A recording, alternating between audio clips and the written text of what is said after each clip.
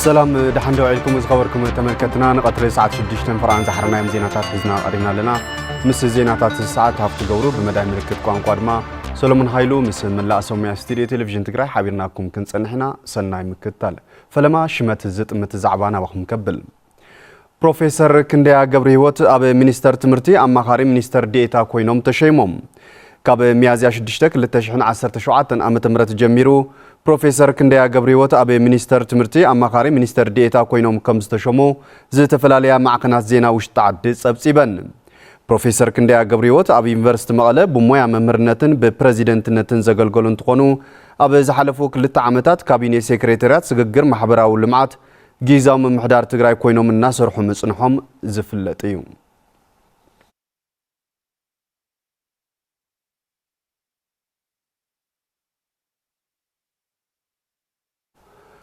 أمرارحن توكلت النجادو محبرسب تግራይ أب لعل نجاداي محبرسب بصحو زلو قطباو قلبلاو مفتح نكركب مس بريزيدنت جيزاو ممحدار تግራይ ليتنال جنرال تادس ورده زتيوم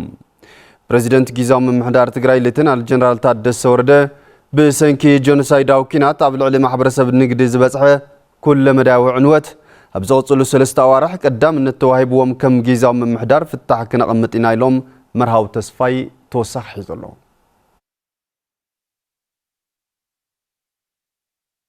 بريزيدنت تادس ورده مس أمرارحان توكلتن محبرسب نقد تግራይ زتيوم بريزيدنت جنرال تادس ورده أب محلقاتن صقماتن محبرسب نقد تግራይ أمركيتوم مس أمرارحان توكلتن تي محبرسب نقدي 5 ميازيا 2017 عام زتيوم اتوم أمرارحان توكلتن محبرسب نقد تግራይ زلووم قلفي صقماتن محنقوتاتن تأميروم زقربو خوينوم بقندو دما اتوم صقمات مس مسرحن مشتن مس غلغالوت لغح بانكتاتن فيدرال منغستي زوصوم مبرحتاتن عم نقدي محبرسب زعبا زفترو صقماتن أب أوهبا قلقالوس زلو صقماتن كمون أقاطيم زلو حسرت ندادن زأمسلو مخانوم قليصوم بحفشا أب لعلي حزب تግራይ بزقات مكينات مغنيات أب لعلي تكالات انفستمنت تግራይ قزيف عنوت كم استفزمن ايكونومي تግራይ أب كبير صقم كم زودغن زغلصو اتوم أمرارحان توكلتن بفيدرالن كللن زوصو مبرحتات نتي محبرسب نقدي تግራይ نقبيد صقم كم زقالوعن بمغلاص ازوم صقمات نمفتحن ايكونومي تግራይ نمنقحن جزاوي من محدار تግራይ أب قنوم كينو كحقزوم صويعوم أب تግራይ نزورد عنوت بوليتيكاو مغنيات كم زخونه زحبرو اتوم أمرارحان توكلتن اتي فتحون بوليتيكاوي سلا زخونه جزاوي من محدار تግራይ لعل أمته هيبو كسرحلو تمحسينوم مفريتي تكالات توديبوم بقصالي صقموم ናብ ዝምልከቶም ፈጸምቲ አካላት ዘቅርቡልን መፍትሒ ክረኽቡ ዝኽእሉልን ዕድል ክፍጠረሎም እውን አተሓሳሲቦም አበ መወዳእታ ፕሬዝዳንት ታደሰ ወረደ አበ ዝሃብዎ ምላሽ ብምኽንያት እቲ ኩናት አበ ኢኮኖሚ ትግራይ ዝተፈጸመ ዕንወትን ሃስያን ኣዝዩ ከቢድ ከም ዝኾነን ኣብቲ ማሕበረሰብ ንግዲ ዘለው محنقوتاتن صقماتن ون بزحات مخانوم قليصوم بمخانو دما كما جزاوي ممحدار تግራይ ابتوم زغصلو 3 اوارح كفتحو بزعبا زغبوم محنقوتاتن مفتاح قدامنت بمهاب بلعلو قلاحتا كم سراح قليصوم بريزيدنت تادسه اتحيزوم محبرسب نقد تግራይ ابتي حماقوان اب غني حزبوم كوينوم غبوم كم زفصمو بمحبار ايكونومي تግራይ نمنغح صقمات محبرسب نقدي مفتاح قدن كم زخونه حبيروم نمنسي عدل سراح نمفتار كونم اتي ايكونومي نمنغح قلفي صقمات محبرسب نقدي تግራይ مفتاح وساني مخانو زغلصو بريزيدنت تادسم مسي فيدرال منغستون بمزراب زلو محلقاتات مفتاح بلعل تخرت كم سراح حبيروم بعل هوسانا أب رئيس أدبارات وقدامات أكسوم تيون بزلعله هيمانتاو تصنبل تخبيروم أبتا هيمانتاو بعل وانا محدار رئيس أدبارات وقدامات أكسوم تيون نبرو ادقو دفا مرها زحلفو هيمانتاو ملأختي كم صعب قربيو حابرنا نكتاتل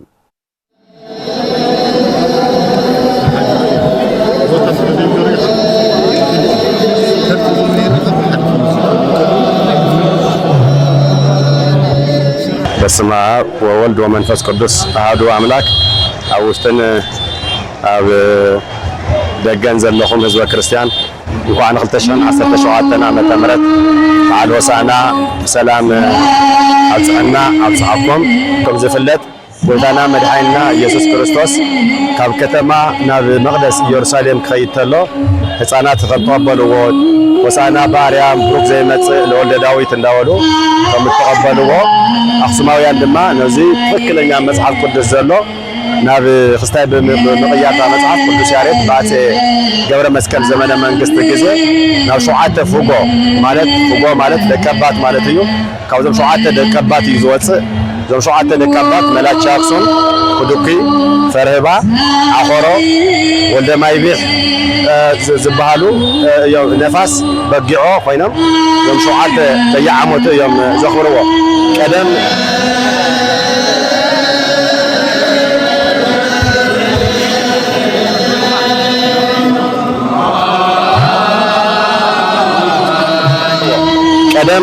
ርስትጉልትን የርዎም እዩ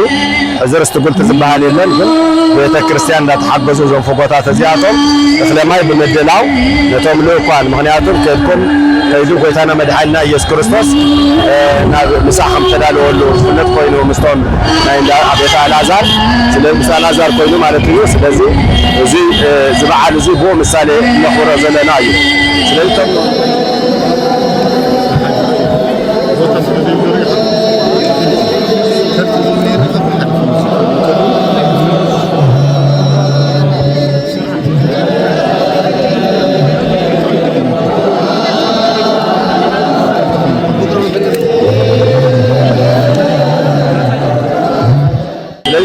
مناسي ما فدجي وحصانات استدالو كسبات وتقبلوا حزب ብዙሃን አይርጉ ህፃናት ሽማግሌያትን ህፃናትን ብዙሃት ህዝብ በመሆን ቄሮስ ሜሮስ እንዳወሉ ከም ተቀበሉ ወሳና በአርያም ኢየሱስ ንጉስ ኢየሱስ ክቡር እንዳወሉ ከም ተቀበሉዎ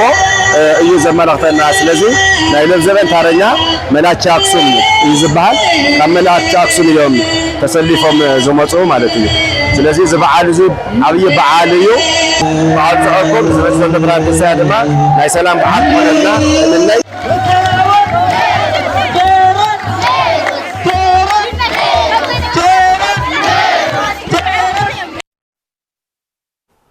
كتابة بتشعصون المسن مكلخال الزخل كتابة أبو حفشة هوسبيتال مقالة كم استجمرة بيروت عنا تجري فليتهم أبو ديسابا زواب زنبر كتابة بتشعصون المسن أبو حفشة هوسبيتال مقالة مجمارو كاب زي تدلي وصان من قلت عن كم زد حنم كخطبو زرخبنا يوم وجناتي جلسو قبر جزابير قدامو نتم وجنات أزراري بوملو بمتحبار إنستيتوت عنا حبرسب إثيوبيا بيروت عنا تجراين حفشة هوسبيتال مقالن بسنك كوينات تقاريت عنا كتابة بتشعصون المسن أبو حفشة هوسبيتال مقالة تجميرهم كتابة بتشعصون المسن أن تخطو وزرخبنا يوم توقع حجي كم زولهم المحزي اتخطابت أبدي سابا يوهب بمنبارم نزيت دلي وزعن من قلت عن استاجح منبارم بمحبارم حزقنا أبو حفشة هوسبيتال مقالة مجمارو كابزي كم زر حنم قريتهم بتعمي تقدم حجزنا براي كابزي كابي سابا على تحت النوال كان يركا حججن أبزي مسيم من ختابهم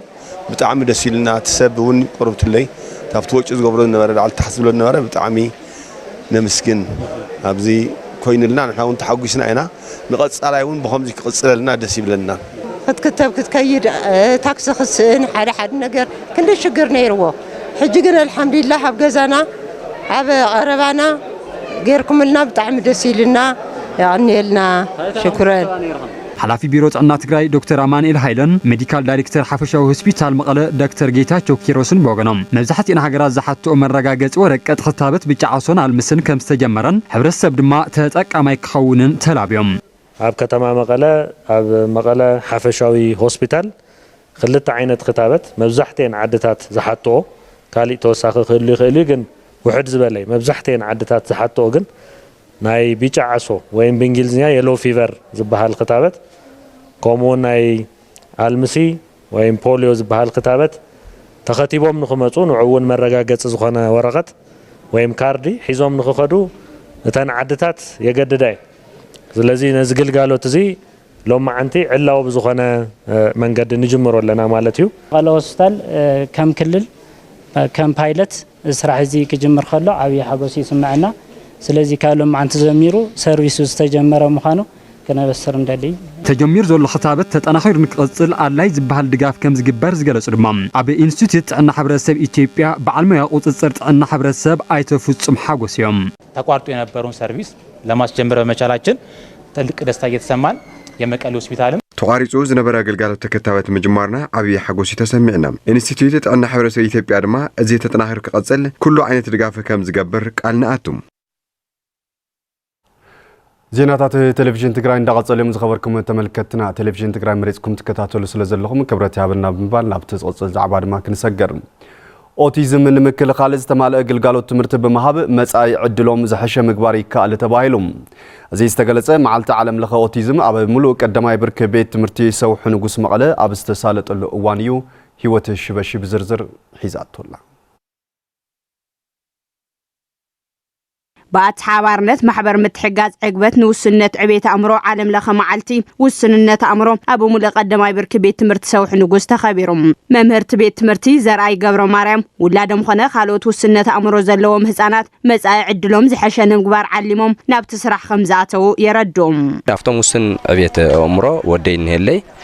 أوزي كمهرت هلخو نمهرو نناتو تالنت نناتو خيلت نخمس علي مسوي له خات ولا إلى نشتن أتحساس برخيبة إلى أنا أتي يزلخو كم حبرت سبت وصلت له خن أو جزء زلوا وقربيته يفتو كل زلك أو جزء يزول بتمساسالي ويزور للتبرهن قدي ولا دا أبك فلك تما عيدر زركبوا الكبيت مرتي بروه مساي مهار ولا كأنت نبرم والسنة أمر زلوا بمخانو ولا دا كبيت مرتي كتوت أو كم استجددت تجلد كافت بيت مرتي توت أخلي مخنيات بجلد النتيو مخنياتهم تم قل عيقل لوا كم تقولوا السازم الكتوة كافت بيت مرتي نحوت أتجدد أيه تمام هرون ناي أوت يجذب ورقته بالنترأس ممهر مات مخنياتهم قال عرب بشال الناس اللي زلوا يقال الناس زلوا ولد سلزة تتقاموا تقول كابت الري حيس خفر قامت كالي بيت مرتد اللي بدنا بتعمي جنة مالتي أنا قلت النتلو بتعمي متسيا فله بيت مرتي سوح نقص نور لادم زحش أم لها خطان كلهم زل على قده كم زلوا زقلت صوتهم ولدي قوين جناب زلوا محبر قطوا وتقم ولدي دقهم كاب معدي تمرتي كم زرحقهم يحبرهم بيت مرتي تبغى يدقنا نبزحش تعيد بهالمتجميم عفوا ناي مخفات ناي متسوات نابسب ناي محواس نابسب تحويتهم نابسب تأميرهم ناي من اللي مماد نابسب متجميم بوزحات ترانسبورت سينام كوخيحان كلاج خالي خوين ومزم الله سنيو زغفل سينو نحب حبيت منقصص لزي حجزن حب على خاص اللي تخفل زغفل سينو 300 400 قرش سينو زوصو ولاد النيو تي بيت مرتي صقمو سنة امرو زلو موغنات اب كيد عبيتهم زحشت عنان املاحطان كلهم علم يسرح كم زلو زحبرو رئيس ممرت بيت مرتي مزغبتكم كساب حزيز راخو حجزغن كم زيلا يردوم عند زليوم نغرات تايو نامويا ناشمنا ناي وودورك سراحتي ناي انصيت من مويا حيزوم كوصو يتو ناوده في تارجتنا ابتل منازلو مالتي سلازي زي كن من يزحجزوم زلو كشاف هذي منم زحجزنا አካል የለን ማለት ነው ቤት ትምርቲ ሰውሕ ንጉስ ናብ ሓዳሪ ቤት ትምርቲ ብምቕያር ጸገም ውስንነት ኣእምሮ ዘለዎም ህፃናት ብዘላቕነት ምፍታሕ ይግባእ ዝበሉ ተምረሰ መምህር ነዚ ንምትግባር ኩሉ ሓጋዛይ ክኸውን ጸዊዖም ብርክዝ ዝበሉ ተምሃሮ ናይ ትምርቲ ዕድል ክረኽቡ ኣይኽኣሉ ማለት እዩ ኣዳሪ ዘይምዃኑ ክማልኡ ዝግብኦም ነገራ ከም ቢሮ ትምርቲ እውን ካብ መንግስታዊ ዘይመንግስታዊ ኣካላት እውን እዚ ኣዳሪ ቤት ትምርቲ ክኾነልና እንደለና ማለት እዩ ውስንነት ኣእምሮ ዘለዎም ወገናት ጸገሞም ንምፍታሕ ኣብ ምዕባይ ግንዛበ ትኹረት ይብካም ስራሕ ይግባእ ዝበሉ ድማ ኣትሓባርት ማሕበር ኣይተግርማይ ሽኑን እዮም ዓለም ለኸ መዓልቲ ውስንነት ኣእምሮ ግንዛበን ቅቡልነትን ንምሕያል በብዓመቱ ኣብ ወርሒ ሚያዝያ ከም ዝኽበር ዝፍለጥ እዩ ብዝረኸብኦ መበገሲ ሓገዝ ሴፍቲኔት ኣብ ዝተፈላለዩ ስራሕቲ ንግዲ ተዋፊረን ናብረአን የመሓይሻ ከም ዘለዋ ደቂ ኣንስትዮ ነበርቲ ከተማ ኣኽሱም ገሊፀን ፍስሓ መዝገበ ንዘዋድዶ ፀብጻብ ገብረ መስቀል ኪሮስ ከም ሰዕብ ካርቦ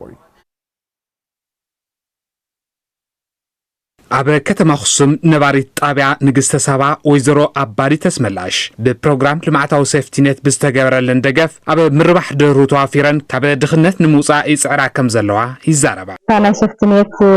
ኣቢለ ዕቋር እንዳዓቆርኩ ንእሽተን ያው ب50 ጫውት ጀሚረ ለቅሕጉን እንዳኸፈልኩ ንቅድሚት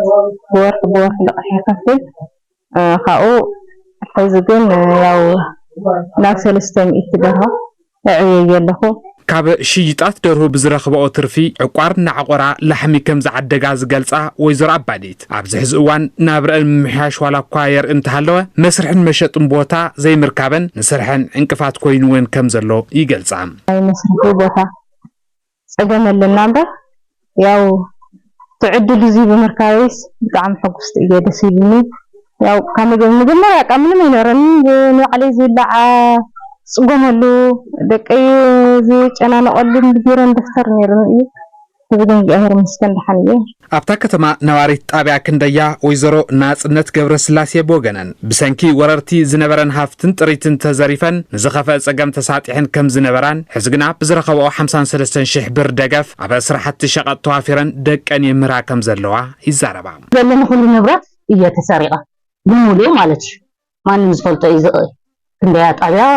ደገፍ ወረቐት ማሕበራዊ ጉዳይ እውን ኣለኒ ኩሉ ተሰሪቀ ናብ ሕማቅ ደረጃ ወዲቐ ነይራ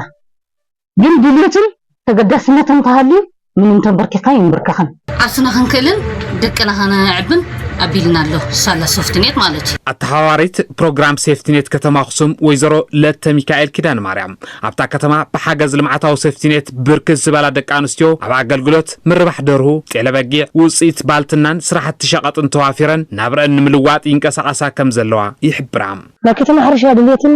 ስራሕ ልምዲ ዘለዎ ሰብ ከተማ ሕርሻ ኣቱ ናይ ንግዲ ስራሕ ልምዲ ዘለዎ ከዓ ኣብ ንግዲ ኣቱ ዘንበ ብዘርፉ ብድሌት ስለዝኾነ ገንዘብ ሓገዝ ዘልዮ ሰብ ኣሎ ጥራሕ መስርሕ መሸጥን ኣይኮነን መስርሕ መሸጥን እንዳሃለወ ኮይኑ ገንዘብ ሓገዝ ዘልዮ መንግስታውን ዘይመንግስታውን ትካላትን ፈተውቲ ዓድን ክሳብ ደገ ክነሰራጭዎ ፕሮግራም ሒዝና ኣለና ማለት እዩ ፅንዓት ፀገም ዝፈትሕ ፕሮጀክት ኣዳልና ኣለና ብቕቢልና ከዓ ገንዘብ ሓገዝ ንገብር ኣለና ኣብዚ ሕዚ እዋን ኣብ ከተማ ኣክሱም ብቐጥታ ዝሕገዙን ኣብ ከባቢያዊ ልምዓት ዝተዋፈሩን ልዕሊ 11000 ተጠቀምቲ ሴፍቲኔት ከም ዘለዉ ንምፍላጥ ተኻኢሉ ሙሉእ ቀዳማይ ብርኪ ቤት ትምህርቲ ማይ ሓንሰብ ልዕሊ 30 ሚልዮን ብር ወፃኢ ብዩኤን ኦፕስ ጽገና ተገይርሉ ስሩዕ መምሃር ምስትምሃር ከም ዝጀመረ ተገሊጹ እቲ ቤት ትምህርቲ ምጽጋኑ ኣብ ከይዲ መምሃር ምስትምሃር የጋጥሞም ንዝነበረ ጸገም ዘቃልል ምዃኑ ድማ ማሕበረሰብታ ቤት ትምህርቲ ተዛሪቦም ንጸብጻብ መለሰ ኣባዲ ሸዊት ኪዱ ከም ሰዕብ ቀርቦ እዩ بجنسايداوي ኩናት ዝዓነወት ኣብ ወረዳ ስገደ ከተማ ማይ ሓንሰ ትርከብ ሙሉእ ቀዳማይ ብርኪ ቤት ትምህርቲ ጸንሐ ጸገም ዘቃሉ ውሽጣዊ ናውቲ ዝተማልአሎም ክልተ ብሎካት ብዩኤንኦፒኤስ ተሃኒጾም ተመሪቖም ወለድን ተምሃሮን እታ ቤት ትምህርቲ ከም ዝበልዎ ኣብ ዳስ ተምሃሮ እንትምሃሩ ብዙሓት ጸገማት የጓንፎም ከም ዝነብሩ ብምግላጽ ሕዝግና ጸገሞም ከም ዘቃልሎም ይዛረቡም ቤት ትምህርትና አይዲፒ ሒዞም ወጻኒሖም ሕጂ ድማ ኣብ ዳስ ንምሃር ጸኒሕና ናብዚ ህንጻዚ ንኽንመሃር ሰሪሖም ኣለዎ በዘጋጣሙን ከመስግኖም ደሊ ተምሃሮና ብዙሓት እዮም እኹል ኣይኮነን እቲ መምህር ክፍልታት ነቲ ውፃእ ውረድ እዚ ሓሊፍና እዚ ቤት ትምህርቲ እዚ ናብዚ ምምፅሑ የኦን ኤፒስ ይኹን ንካልኦት ሓገዝ ዝገበሩና ዝለዓለ ምስግና ኣለና ከምዘይ ነበረት ኮይና ዝነበረት ሕጂ ድማ ሙሉእ ንፓተ ዘይተሰርሐ ከምቲ ተሰሪሑ ወዲሁ ግን ሓንጎላ ኣእምሮና ክሕደስ ገሩና ዝኒሄውዚ ናይ ባንክ ዓለምና ክላሳትን ክውስኸና እዩ ተሓጓሰለኒ ኣመሓዳሪ ወረዳ ስገደ ኣይተዘርኣይ ሃይለ እተሰርሐ ስራሕ ጸላእቲ ትግራይ ንድሕሪት ንምምላስ ተሊሞም ዋላ እኳ ትካላት እንትዕነው ዳግም ብምጽጋንን ብምስራሕን ናብቲ ንቡር ንምምላስ ከም ዝከኣል ምራያ ዝኾነ ስራሕ ተፈጺሙ ኣሎ ይብሎም ትግራይ ናይ መሃይም ሙዚየም ንኽህነጽ كل عينات بدلات أو صحيحنا يوم لكن كل غيرنا زي كأن نجر سلزيل له قوم زلز معركة هنسا أمرنا شروع برنامج كاداس بوتنا نوتهم زلز درجة زحلو هنسا نحن مهارون عدل مركبنا بشم حزب من محدارن قوم خاف الله تتكلم تزغنا تمارون نبراين حزب محنسة وقعدة سولكم وقعدة سولنا نقول فتو أتحاري UNOPS توم دا أرون أب كيد هنسا سنسجبر دقف بمسجان إذا حشة تركا ولدو نخلو تمرتي وسان يكمل زخونة يجلسهم حلفي في صحفات دقم حوية هنسا تنتجري إنجنير تيودروس جبر زاوير بقديوم أب تجري استفسنا كل مداوي عنوة المفتاح سعرين ناتا جبر كم زلا يبرهم استفلاليو أب تجري كنت خزفلو مدارك تأكلات فينا درجة بدرجة تنهزمنا نابزنا ورو نور نابرا نخلص أبتمرتي أبتعنا ماي أبكارو تبعز بس عندك مستيو محاولة نابرون المغير سرحتي كان بيسفل داق من ساتن حويتن تقراي مش كلهم سيكتر بيروتات بحابار موغان سرحت جميريو نهنسة تبيت تمرتن ناوتي تمرتن لعلي 30 مليون بروز آي كم تقبره عبد أوان تحبيرهم قدمي ناب سبورتاو زيناتات مسغارنا اتناي موداتا زحسكو زينا نباهم كبلوم ቴሌቪዥን ቲቢኤስ ኤጀንሲ ንግድን ሰደድን ትግራይ ኣይፈልጠካን ኢሉ ነዳዲ ስለ ዝኸልከለኒ ኣብ ዕለታዊ ስራሕቲ ሚድያ ተጸጊመለኹ ክብል መረረቱ ገሊጾም ቴሌቪዥን ቲቢኤስ ንዘቕረቦ መረረት ስዒቡ ንቴሌቪዥን ትግራይ ብጽሑፍ ግብረ መልሲ ዝሃበ ኤጀንሲ ንግድን ሰደድን ትግራይ በወገኑ ነዳዲ ተሓቲትና ቲቢኤስ ቴሌቪዥን ዝበሃል ኣይንፈልጥን ዝብል መልሲ ኣይሃብናን ካብ ሓቂ ዝረሓቐ ክብል ምላሽ ይበሎ ኣብዚ ጉዳይ ሃፍቶም ገብረ ዮሐንስ ተወሳኸሎ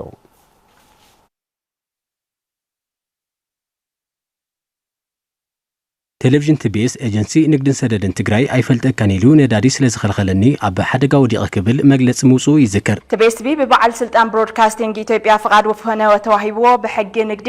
እቲ ዓዲ ድማ ናይ ስራሕ ፍቃድ ሒዙ ዝንቀሳቐስ ዘሎ ናይ ፃ ውልቀ ሚድያ እንትኸውን ኤጀንሲ ንግድን ሰደድን ትግራይ ቲቢኤስ ቲቪ ነዳዲ ኸይረክብ ምግባሩ ስዒቡ ትትካለ ብሓደጋ ክወድቕ ከም ዝገበሮ ተገሊጹ ኣብዚ ጉዳይ ኣመልኪቱ ንቴሌቪዥን ትግራይ ብጽሑፍ መብርህ ዝሃበ ኤጀንሲ ንግድን ሰደድን ትግራይ ኣብቲ ዝተፈጠረ ጉዳይ ከም ኣካል ኣብ ዝምርመረሉ እዋን ነቲ ዘሎ ቀረብ ነዳዲ ህዝባውን መንግስታውን ግልጋሎታት ዘለዎም ጻዕቂ ስራሕን ህጹጽነትን በዝሒ ሓይሊ ሰብን ኣብ ግምት እቲኻ ዝወፀን ሚድያታት እውን ነዚ ተጠቀምቲ ዝገበረ ምዃኑን ኣፍሊጡ ቲቢኤስ ናብ ሚዛኑ ዝሰሓተ ዘይሓቃዊ ዜና ካብ ምስራሕ ምስ ንግድን ሰደድን ተቃሪብካ ምርድዳእ ከቀድም ይግባእ ነይርዎ ዝበለ እቲ ኤጀንሲ ባዕሉ ቲቢኤስ እውን ከም ትካል ንስራሕቱ ኣብ ግምት ዘእተወ መጠን ነዳዲ ይረክብ ከም ዝጸንሐን ከም ዘሎን ኣረዲዩ እንተኾነ መጋቢት 27 2017 ዓ.ም ከማ ኣጋጣሚ ኣብ ከተማ መቐለ ንዘለዋ ቤንዚን ተጠቀምቲ መኻይን ኣብ ሓደ መዕደል ነዳዲ ተፈቂዱ ከም ዝነበረን ትካል ቴሌቪዥን ቲቢኤስ እውን ኣብኡ ክጥቀሙ ከም ዝኽእሉ ካብ መቐለ ወጻኢ ንዝገብርዎ ምንቅስቓስ ግና ከም ኤጀንሲ ብምርድዳእ ክንፈትሖ ዝብል ምላሽ ተዋሂብዎም ኢሉ ኩላትና ሚድያታት ብማዕረ ክንወሃበልና ዝብል ሕቶ ከም ዘለዓሉን እቲ ዝተፈጠረ ሓደ ዘይምርዳእ እውን ካብዚ ዝብገስ ከም ዝኾነን ንምርዳእ ኪልና ኢና ክብል እውን ኤጀንሲ ንግድን ሰደድን ኣፍሊጡ ኣብቲ ዘጋጠመ ውጤት ኣመልኪቶም ንቴሌቪዥን ትግራይ መብርህ ዝሃቡ ሓላፊ ቦርድ ቴሌቪዥን ቲቢኤስ ኣይተጥላሁን ታፈረ እቲ ኤጀንሲ ዝሃቦ ምላሽ መቐጸልታ ቲቢኤስ ኣይንፈልጥን ዝብል ኢሎም ወረቐት ጽሒፍና ናብ ንግድን ፈሰስን ተፈቒዱልና 200 ኣድሕና ኢና ተዋሂቡና እዩ 200 ማለት 30 ሊትሮ 6 ሊትሮ ይተዋል ናስቃሲ ዘላትና ሓንቲ ንእሽቲ መኪናን ሓንቲ ጀነሬተር ነዚእና እንደልየርና ነዚእና ሓይትና የርና ንመበል ሳልሳይ ግዜ ምስከድና ቃል ብቃል ከዘለኹ ቲቢኤስ ቴሌቪዥን ዝበሃል ኣይንፈልጥን ቴሌቪዥን ንፈልጥ ትግራይ ቲቪን ዲዳብል ሰክልተ ነገር ነረካ ሓደ ቃል ብቃል ኣይንፈልጠኩምን እዮም ኢሎም ክልተ ሕዚ ዝገብርዎ ዘለው ንቲክባ ንትግራይ ቲቪ ምጽሕፎ ዘለው ንቲቢኤስ ኣይንፈልጥን ማለት ፕራክቲካሊ እዚ ዘርእየን ዘሎ ሳልሳይ ኣብ መዕደሊ ነዳዲ ኸይድና ከይንመልእ ንቴሌቪዥን ዝምጥን ስለ ዘይኸውን ኤጀንሲ ንግድን ሰደድን ትግራይ ቲቢኤስ ኣይንፈልጥን ዝብል መልሲ ሂቡና ዝብል መሰረት ዘይብሉ ካብ ሓቂ ዝረሓቐን ከም ዝኾነ ተገንዚቡ ቲቢኤስ ከም ትካል ንዝፈጸሞ ዘይሚዛናዊ ጸለመ መስተኻኸሊ ክገብረሉ ይግባእ ክብል ሓቲቱ ኣይተጥላሁን ታፈረ ድማ ትካሎም ኣብዚ ጉዳይ ተወሳኺ ምርመራዊ ጸብጻብ ከም ዝሰርሓሉ ኣረዲኦም ኣብ ሕዚ እውን 2 ዜና ሰሪሕና ኢና ባጃጅ ብዝምልከት ኣውዚ መጽኦም ሓውስ ሰልፊ ገይሮም ነዳዲ ሲኢና ኢሎም እንታይ ከም ዝኾነ ከመይ ይስራሕ ከም ዘለና ሰሪሕና ንፈልጥና ቅድሚ ኣብ ታክሲ ሰሪሕና ኣለና ተደጋጋሚ ኣባና ምስበፅሐ ጥራሕ ዘይኮነስ ኣባና ቅድሚ ዝፅሑ እውን ልክዕ ዘይምዃኑ ሰሪሕና ኢና ስለዚ ብዝጠንከረ መንገዲ ኣብዚ ጉዳይ እዚ ኢንቨስቲጌቲቭ ጆርናሊዝም ሰሪሕና ንህዝቢ ክነፍልጥ ተዘይኮይና ንድሕሪት ንምለስ ነገር የለን ክቡራት ተመልከትና ሕዚ ድማ ዜናታት ስፖርት ብመሳርሕትና መረሳ ሃይለ ክቐርብ እዩ ሓቢርና ንከታተል የመስግን ሀፍቱ ሰላም ዝኸርኩም ተመልከትና ነሰዓት ዝተዳለው ዜናታት ስፖርት ሒዘ ቀሪበ ኣለኹ ምስ ዜናታት ስፖርት ሰዓት ድማ መረሳ ሃይለም ኣብ ከተማ ኣክሱም ክካየዳ ብዝቐነየ ቅድድም ብሽክለታ ማውንቴን ወረሃትን ከተማታትን ትግራይ ትማሊን ትዛዘም ብጋንታት ደቂ ኣንስትዮ ከተማ ኣክሱም ብተባዕትዮ ጋንታት ድማ ጽሩይ መስተማይ ራይት ተዓዊቶም ኣሎም ብውልቂ ተወዳደርቲ ድማ ለገሰ ሰሎሙንን ኤለኒ ብርሃንን ዕውታት ኮይኖም እዮም ዮሃንስ ተሸብር ተወሳኺ ኣለዎም ቀዳማይ ዙር ዓመታዊ ሻምፒዮን ብሽክሌታ ማውንቴን ተዛዚሙ ብምትሕባር ፌደሬሽን ብሽክሌታ ትግራይ ባንክ ወጋግን ፋብሪካ ልስሉስ መስተ ሙሃን ኣብ ከተማ ኣክሱም ሰሙን መመላእ ተኸካየድ ቀኑ ዕለተ ሰንበት 5 ሚያዝያ ተፈጺሙ ብኽልቲኡ ጾታ ውድድር ማውንቴን ሰሪዑ ኣብ ተሳለጠ መዛዘሚ ሻምፒዮን ማውንቴን ፈለማ ደቂ ኣንስትዮ ኣብ ጎደና ኣርኣያ ካሕሱ ብ20 ኪሎ ሜትር ተሸንሽኑ እዚ ቅድድም ምስ ዓመታዊ በዓል ሆሳዕና ብሓደ ስለ ዝወዓለ ነቲ ጽምብል ድምቀት ክትወሲኽሉ ካብ ዝቐነየ በዝሒ ደጋፋይን ተዓዛባይን ኣጋይሽ ተረኸብሉ ነይሩ ካብ 3 ጋንታትን ውልቀን ተኣከበ 19 ተቐዳደምቲ ማውንቴን ደቂ ኣንስትዮ ኣብ ሰዓታት 10:3 ነቲ 20 ኪሎ ሜትሮ ርሕቐት ጀሚረንኦም ተቐዳደምቲ ንተመደበለን ርሕቐት ብሰዓት 30.55 ኪሎ ሜትር በሪረን ኣብ ልክ 42 ደቂቕን 21 ካልእትን ተበገሳሉ መዛዘም መስመር ዓሊበን ሰሙን ሙሉእ ኣልሚዳ ዝቐነየት ኢለን ብርሃነ ካብ ፕሮጀክት ሙሉእ ብርሃን ብነጉዲ ተፈልያ መፈጸምቲ ሓንጻጽ በጽሐት ከዋኒት ሃደራ ብውልቀ ካብ ፕሮጀክት ክፍሎም ሄርሜላ መብራህቱ ካብ ከተማ ኣኽሱም ተኸቲለን ኣትየን ብጋንታ ፕሮጀክት ሙሉእ ብርሃን ከተማ ኣኽሱምን ውቕሮን ሒዘን ኣለዋ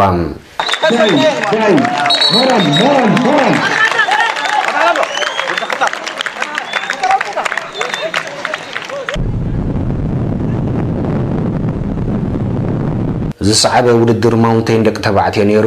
60 ኪሎ ሜትር ርሕቐት ኣብ 14 ዙራት ተመዲብሎም ኣስታት 58 ተቐዳደምቲ ጋንታን ውልቀን መቀዳደሚ ጽርግያ ተሰሊፎም ንተመልካታይ ኣወናወንዎም ኣብ ጥቓን ከባቢን ካብ ዝርከቡ ደገፍትን ፈተውትን ብተወሳኺ ካብ ዓድግራትን ካልኦት ርሑቕ ከባቢታትን ዝመፁ ደገፍቲ ኣዒንቶም ዝተኸሉ ብኮሚሳራትን ደያኑን እቲ ዕለት ተበገሱ ተባሃለ ቅድድም ቀፂሉ 7 ዙራት ምስ ተላዕሎ ብኹምራ ትጓዓዝ ዝነበረት ጉጅለ ብኣገልግሎት ማይ ከተማ عدغرات صري مست مايرايتن بروجكت هايل ملكوت مبعتاو هوسبيتال سفادل تعبللت نستبوجله نقدميت كتمطط مس جمرت تقادمتي እና ተحلالو بتري رغصو مبصعታት ፎቶውቲ بشكلتا بوسنا وسن ጽርግያ ይስማዕ ብነበረሉ ክልተ ዙራት ይተርፈኩማሎ ምስተባህለ ደጀን ቀለም ካብ አገልግሎት ማይ ከተማ عدغرات ካብ መዛኑ አርሒቆም ሊጡ ኃይል ከብደለ ቀዳማይ ሕንጻጻተወ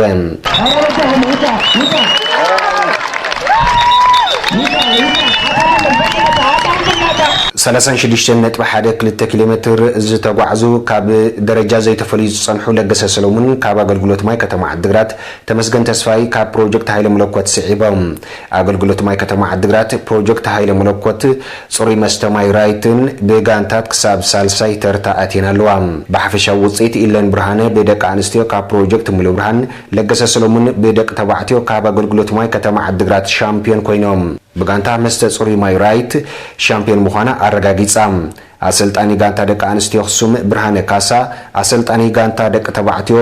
መስተ ጽሩይ ማይ ራይት ኑር ሮማዳን ኮኸብ አሰልጣንቲ ተጸዊዖም ንዕውታት ውልቀን ጋንታን ናይ ገንዘብን ጽዋዕን ሽልማት ተዋሂቦም ከተማ عدغرات ራይት ማይ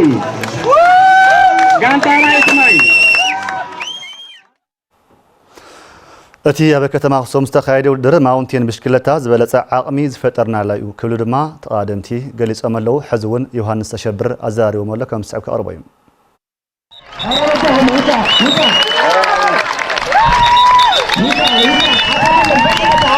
ካብ 28 መጋቢት ጀሚሩ ክካየድ ኣብ ዝጸንሐ ዓመታዊ ሻምፒዮን ማውንቴን ብኽልቲኡ ጾታ ዕውታት ዝኾኑ ተቐዳደምቲ እዚ መድረኽ ጽቡቕ ዝበሃል ተመክሮ ከም ዝቐሰሙሉ ገሊጾም ነይሎ ማዓንቲ ፍልይ ለለት እያ ነይራ ናተናበብና ኢና ሰሪሕና እዛ ጨዋታ ብምንባቢ ሓሪፍ ነይሩ ጨዋታ ናሎ ማዓንቲ ደስ ይብልኒ هو حارف بوتا فريد بهم التحز سو استوعيلني هو خالي لا درجه تجميريو قصل لي لا حسب درجه زي همزي كم جمره لمطعمات خبر بيت تعيم هذا درجه اقا بغانت اني ورت نحن بطعمي حيال لو تام ما اخل سقدر نرن هنا بطعمي حيال قلنا سو سخيلنا اخل افتني مالتي عمنا عينا أقسم من أنا عدغرات دق أنستي نورن مجمرة جزئنا مس دق أنستي نودادردنا سلازي عمنا بتاعنا عقنا نحن عبو غيرنايو قصلنا ونينا ندلخ نحن حارفين يبقى خذ مجمرات هيو سنة جميل مع سنة مودات إني حارس فكر كلماتي قول كلمة عنتي قدام يتعوات أخوينا نيهم زهاد هو ما تسبوط ثاني ولا وتيت أوزنا يقدر ساعة سين هذا حارس ثاني بقى بتا زخون شجرات كأنا يزي متوني في جامر حارس نخونه فكر يقني أتصوتا دعت صار بزهاد قطري لك كله نحد عمود استجابته بلدي حارس زخون فكرنا كده يركل أقسمنا رجعاتها على تأثير شو من تجمعنا رجعاتها متعمي 4 جواتها مالك متعمي فكر زح جواتها ينيرو تنحنا حتى كلهم تنكرات هتخوينا من متعمنا بزح زود الدرك نريت لنا على متعم فتاني كاب خالي زي تفليه مالك متعمي نحن حلو زحنا فتان ود الدرينيرو ኣሰልጠንቲዮም ዝሃብና ርእይቶ ብቕዓት ውልቀን ጋንታን ዝረኣይሉ መስትያት ከም ዝነበረን ንመጻኢ ዓቕሚ ከም ዝኾኖምን ይዛረቡ ወጽቡቅ ተመክሮ ኩለን ተነ ዓዲታ ስለተኣከባ ኣባና ሰለስተ ጋንታ ይዋዳዳራ ነረና ባና ሕጂ ግን ኩሉ ካብ ሸራበት ሒስካ ጋዕ መቐለ ዘሎ ኩሉ ስለተሳተፈሉ ጽቡቅ ተመክሮ ካልእ ሰብን ኩሉ ጽቡቅ ተመክሮ ሒዙ ወጸሉ ዝውድድር እዚ ዝዓበየ ግን ደቅና ናብ ዓበይቲ ክለባት ካኣቱ ኩሉ ተዓዊ ተስፋና በኻሊ ኣብ ዓለም መድረኻት ክንሪኦም ኢና ጽጅ ንገብር እና ተዓወቶም ከዓ ወሰነ ይውልን ወሰነ ይውልን ክበል ይደለይ ያው ዝረኸብና የኸስቢ ብኸም ደቂ ኣንስትዮ ኣብ ዝሓፀረ መዓልቲ ኣብ ፅቡቅ ደረጃ ንክበፅሓ እዩ ተገይሩ ካብኡ ደመኒ ሰብ ሃፍቲ ከተማ ኣክሱምን ነበርቲ ከተማ ኣክሱምን ካብዚ ብዝለዓለ ደረጃ ንክንረክብ ኣብ ጎንና ኮይኖም ንክሕግዙና መልእኽቲ የሕልፍ ማለት እዩ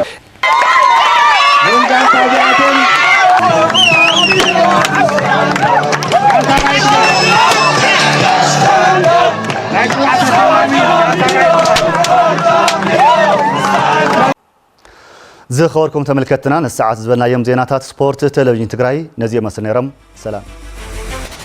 ዜናታት ስፖርት ንዛረበልና መሳርሕትና መረሳ ኃይላ መስጊነ ዝኸበርኩም ተመልከትና ንዝዕለት ዝሓረናዮም ዜናታት እውን እዚኦም ነይሮም ንምክትታልኩም ኣዝና ንመስግን ምስ ተረፉ ምድላው ቴሌቪዥን ትግራይ ጻንሕትኩም ሰናይ ክኸውን ተመኒ በቢ ዘለኹሞ